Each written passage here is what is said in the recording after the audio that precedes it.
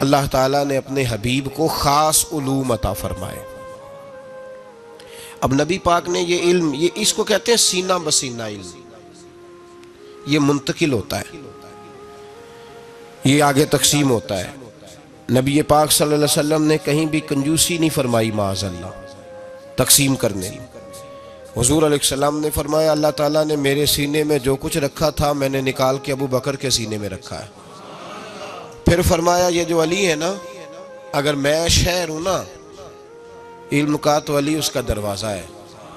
گویا میں نے اللہ کی دی ہوئی معرفت کا جو مکان بنایا ہے تو میں نے دروازہ مولا علی کو بنایا ہے، جو علی سے پیار کہے گا وہی آ کے مجھ سے فیض پائے گا۔ انا مدینۃ العلم وعلی بابھا۔ تو حضور نے اپنے غلاموں میں وہ علم بانٹا، نبی پاک نے اپنے غلاموں میں وہ علم بانٹا۔ حضرت عمر نے خواب دیکھا، کہا یا رسول اللہ میں نے خواب دیکھی ہے، آپ دودھ پی رہے تھے اور دودھ کچھ بچ گیا تو آپ نے مجھے دیا ہے، اس کا کیا مطلب ہے؟ تو حضور نے فرمایا میں نے تجھے اپنے علم کا فیض عطا فرمایا ہے، میں نے تجھے اپنے علم کی برکت دی ہے۔ دودھ سے بھی علم آتا ہے جی، دودھ سے بھی علم آتا ہے۔ لوگ تو کہتے ہیں تسی پھوکاں دے لگے ہو، بھائی دودھ سے بھی علم آتا ہے۔ حضور فرما رہے ہیں کہ میں نے بچا ہوا دودھ تجھے دیا ہے۔ کسی نے حضرت علی سے کہا تھا کہ علی، جناب علی نبی پاک صلی اللہ علیہ وسلم کے وصال کے بعد نا معرفت کھولنے لگے تھے، یوں سمجھ لیں کہ جب تک حضور کا وصال ظاہری نہیں ہوا تھا تو اتنا کھول کے نہیں بولتے تھے۔ جب وصال ظاہری ہو گیا تو اب جو آدمی بھی کوئی چیز پوچھتا تھا مولا علی شیر خدا کھول کے بتایا کرتے۔ تو کسی نے کہا علی اب جو انشراح صدر ہم دیکھ رہے ہیں، اب جو سینہ کھلا ہوا دیکھ رہے ہیں، پہلے یہ رنگ نہیں تھا۔ میں تو کہوں گا ادباً خاموش تھے۔ بڑوں کی مجلس میں ادباً بھی بہت سارے کام نہیں کیے جاتے، ادباً خاموش تھے۔ لیکن حضرت علی نے وجہ بتائی، آپ فرمانے لگے جب میں نے نبی پاک کو غسل دیا نا وصال کے بعد، تو محبوب پاک علیہ السلام کے ابرو مبارک پر، پلکوں پر، ابروؤں پر پانی کے تھوڑے تھوڑے قطرے تھے۔ تو شیر خدا فرماتے ہیں پہلے میں نے سوچا کہ میں کسی کپڑے سے پونچھ دوں، پھر میں نے کہا علی تیرے ہاتھ تو نعمت آ رہی ہے۔ فرماتے ہیں میں نے گردن کو جھکایا اور وہ میں قطرے چوس گیا، بس وہ اندر جاتے گئے ہیں اور دروازے کھلتے گئے ہیں۔ اب ذرا غور کرو میری بات پہ، قطروں سے بھی علم آتا ہے۔ ہمارے ہاں نا اگر فیض دینے کا رواج نہیں تو لینے کا بھی کوئی نہیں۔ ہمارے ہاں تویز شویز لینے کا رواج ہے، دعا شعا کرانے کا رواج ہے، اپنے مسئلے بتانے کا رواج ہے۔ فیض لینے کا جو فیض ہے نا، فیض خرد کے پاس خبر کے سوا کچھ اور نہیں، تیرا علاج نظر کے سوا کچھ اور نہیں، کچھ اور نہیں۔ یہ جو فیض، ایک صحابی ہیں حضرت وابسہ رضی اللہ تعالیٰ، مسند امام احمد بن حنبل میں موجود ہے، فرماتے ہیں کہ میں اپنے گھر میں بیٹھا تھا تو میرے دل میں ایک چیز آئی، خیال آیا کہ میں حضور سے پوچھوں نا جا کے بھلا، دل میں، زبان سے نہیں میں نے ادا کیا، دل میں خیال آیا کہ میں آج حضور سے جا کے پوچھوں نا کہ نیکی کیا ہوتی ہے اور شر کیا ہوتا ہے۔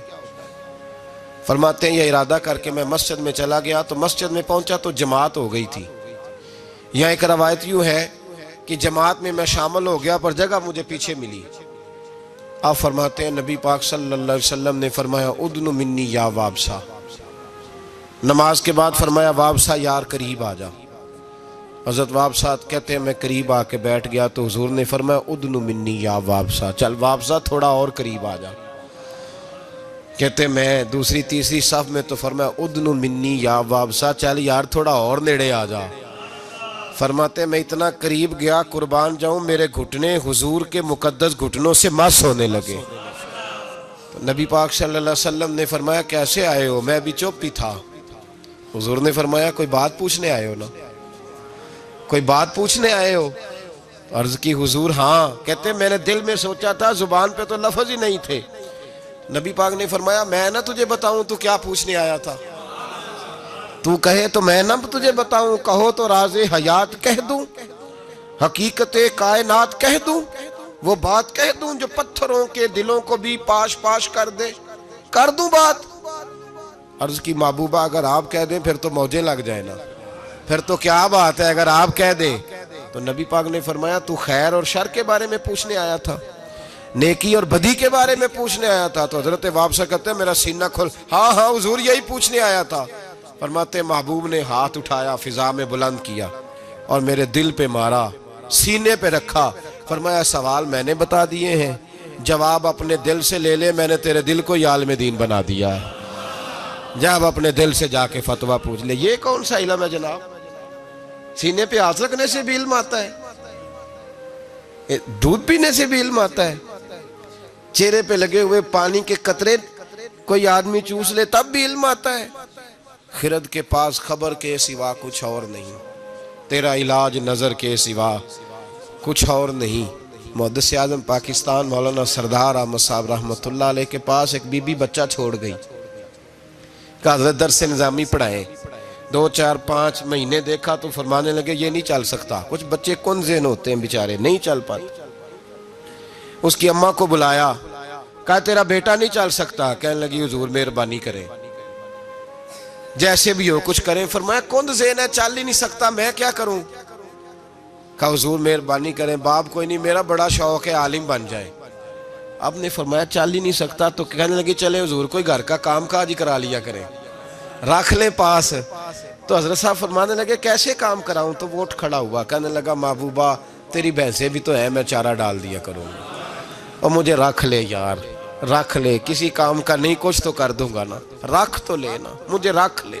بس جسے وہ رکھ لے وہ بس بچ گیا، کہا مجھے رکھ لے۔ حضرت نے فرمایا چل ٹھیک ہے، میں تجھے معقول نذرانہ بھی دوں گا، معاوضہ بھی۔ وہ کہتا سارا دن چارہ ڈالتا، شام کو آ کے صحبت میں بیٹھتا۔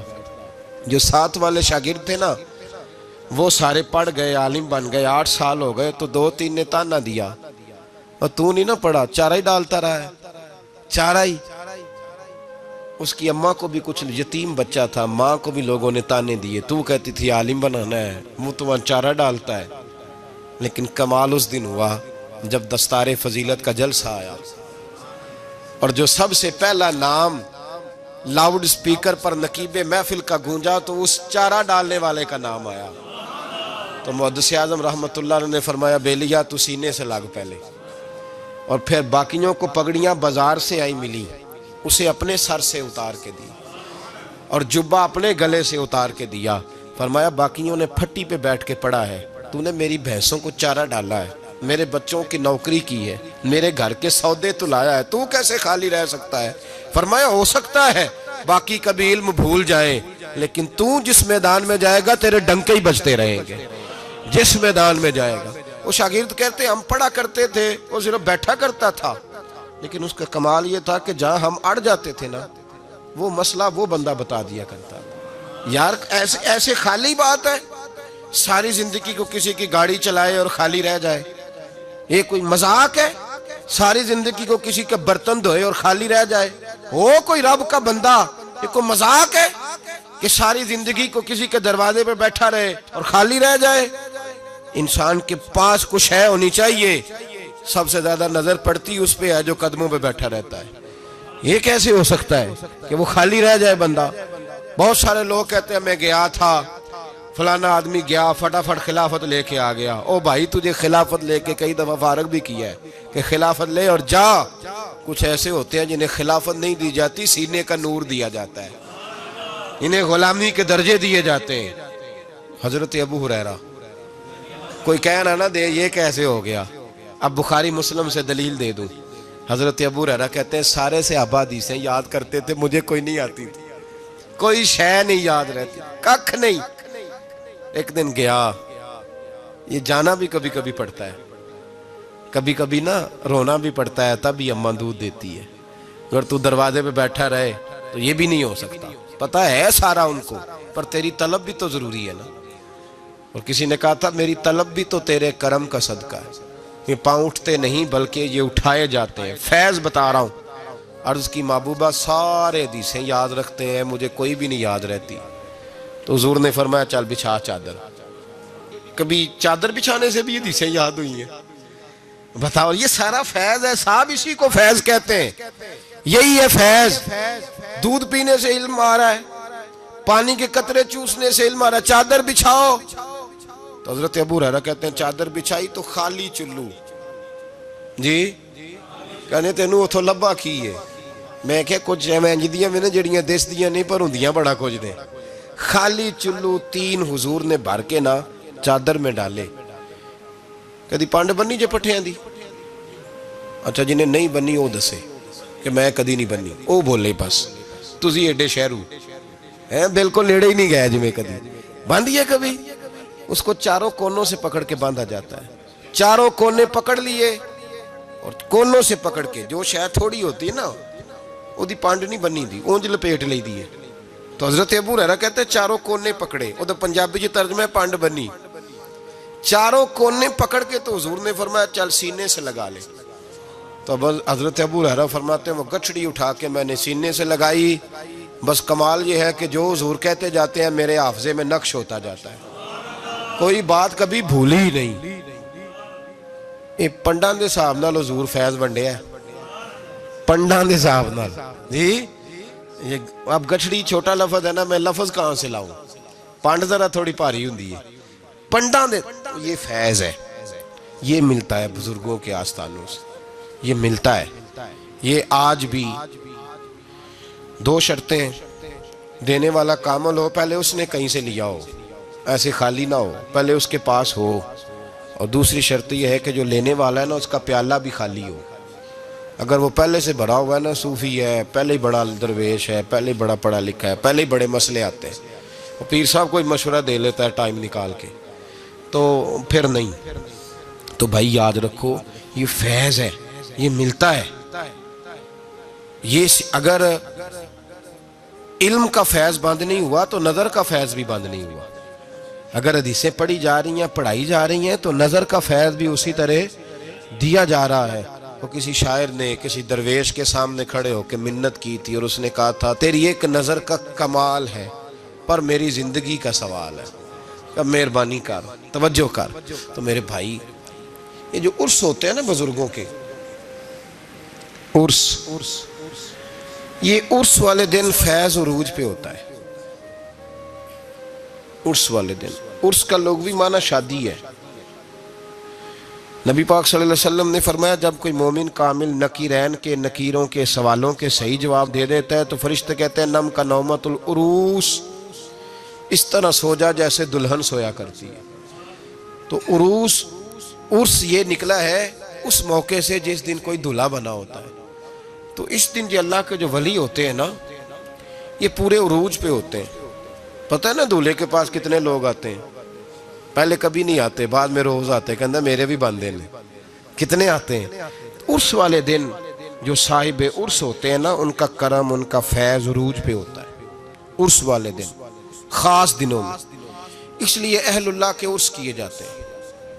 اور عرس کے دنوں میں بعض لوگ زیادہ توجہ کرتے ہیں عرس کے. اس لیے ہم لوگ عرس والے ہیں اس لیے کہ ہمارے بزرگ خالی نہیں وہ آج بھی فیض تقسیم کرتے ہیں. عرس والے دن جو محروم رہ گیا وہ محروم رہ گیا. سمجھ لیں دینے والے عروج پہ ہوتے ہیں انہوں نے دروازہ کھولا ہوتا ہے کہ آ جاؤ لے لو کوئی چیز. ہو سکتا ہے آپ کو 2 دیہڑی دکان پہ اتنا نان میسر آیا جتنا آپ کو عرس پہ آنے کی وجہ سے میسر آئے. اور یہ عام ہے ہر سلسلے کے لیے. کسی بھی سلسلے کا بزرگ ہو نا بابا صاحب کا عرس ہو کسی کا بھی تو وہ نوازتے ہیں